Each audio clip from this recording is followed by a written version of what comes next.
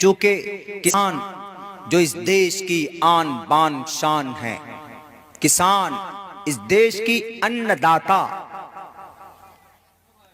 हमको रोजी रोटी कौन देता? किसान लोग देते। अनाज, चावल और दूसरी चीजें कौन उपज करते हैं? आपके इलाके में भी चावल पैदा होता है, किसान लोग देते।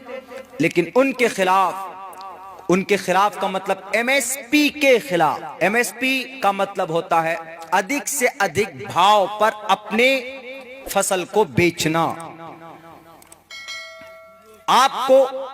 आपने चावल, धान लगाया, अब इस धान को आपके पास 10 क्विंटल धान हुआ, आप चाहते हैं कि हम इस धान को बेच कर आए, तो आप अपनी ट्रैक्टर गाड़ी में डालते हैं और ये धान लेकर जाते हैं। आप खड़गपुर जाते हैं, कलकत्ता जाते हैं, हावड़ा जाते हैं, मिदनापुर जाते हैं, कहीं जाते हैं। वहां पर जाकर देखते हैं कि भाई 10-5 जगह के ऊपर वो लगी हुई है, जो बेहतर भाव दे आप उसको बेचकर चले आते हैं। जो ज्यादा से ज्यादा भाव दे उसको देकर चले आते हैं। अभी तक ये कानून था, लेकिन अब किया क्या गया है? अब ये किया गया है कि अगर कोई आपके गांव में किसान है, वो 10 क्विंटल चावल, धान, मूंजी अभी वो लगाया नहीं है, बल्कि कलकत्ता, हावड़ा से आएंगे कौन? सेठ साहब, जो चावल का काम करते हैं, धान वान का कुछ काम करते हैं। वो आकर आपसे कहेंगे पटासपुर में कि तुम 10 क्विंटल धान लगाओगे, और 10 क्विंटल धान 6 महीना पहले ही, धान लगाने से 6 महीना पहले, अभी धान का वजूदो नहीं है, कुछ नहीं है। वो कहेगा कि तुम 10 क्विंटल धान लगाना। 10 क्विंटल धान की कीमत, 1 क्विंटल धान की कीमत 1000 रुपए।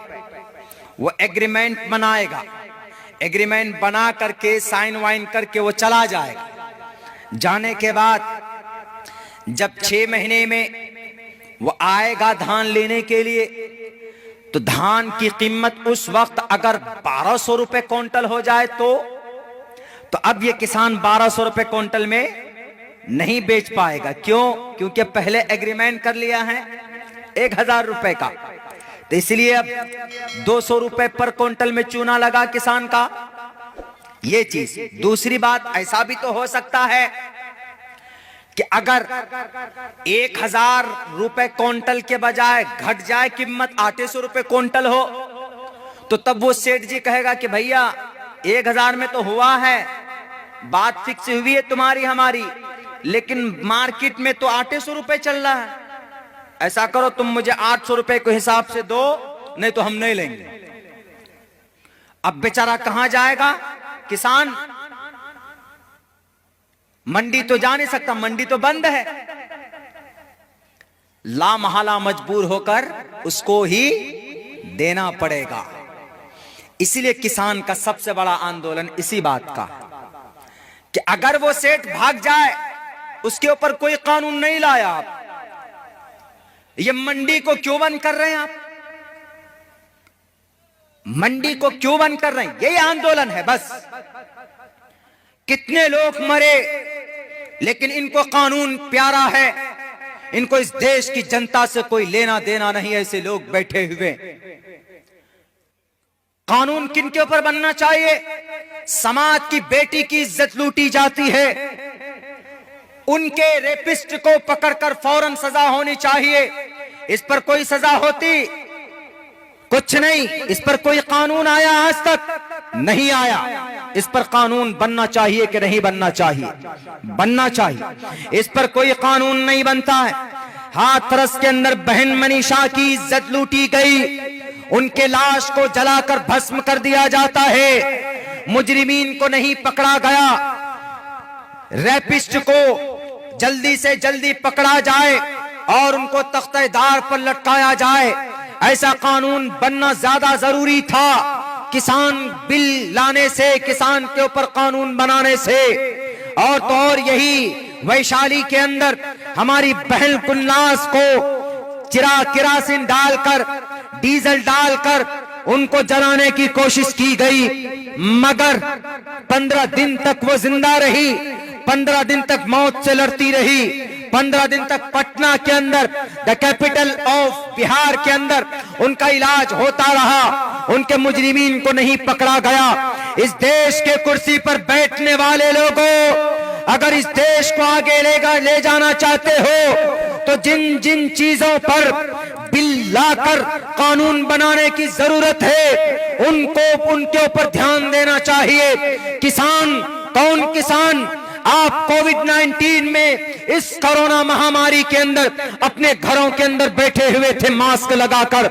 बहुत आपने कानून बनाया था कि नहीं, मुसलमानों को अलग करो, CNRC के जरिए आपने कानून बनाया था, NRC लागू करेंगे, छांटेंगे, भेजेंगे इसको अफगानिस्तान और इसको भेजेंगे बर्मा।